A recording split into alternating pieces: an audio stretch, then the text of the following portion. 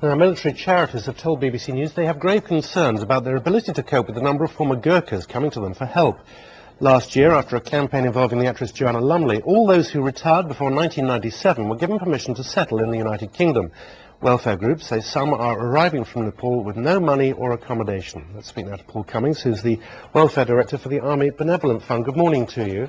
Good morning. How many Gurkhas are we talking about here?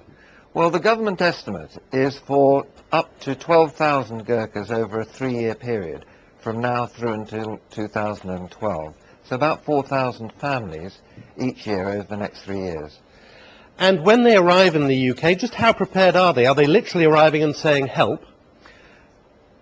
In reality, that is what we're finding, because although an office has been set up in Kathmandu to provide full briefing materials for these families, a number of people are not going through the process and arriving in the UK with no real knowledge of the cost of living in the United Kingdom and the limited amount of benefits that they're going to receive. Well, when we talk about the cost, if a Gurkha arrives on your doorstep, I mean, how much are we talking about just to get him housed? Well, initially what we're looking at is something in the region of £600 to £800 a month to maintain them until such time as their benefits kick in. The majority of Gurkhas will only be entitled to basic pension credits. Many will be aged over 60, they'll have limited English, and they'll therefore have a limited ability to find work over here. You have limited finances too. I mean, how many Gurkhas can you realistically look after on this basis?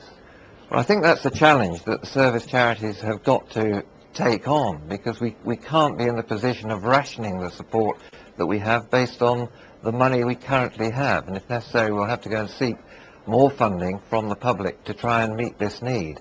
But I would think it would be fair to say the majority of families arriving will need somewhere in the region of £3,000 just to set up home, and if you work that out at 12,000 people, that's £36 million.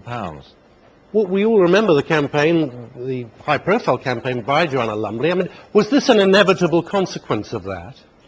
It is an inevitable consequence. I think it was an unrealised consequence, but the problem is it's human nature.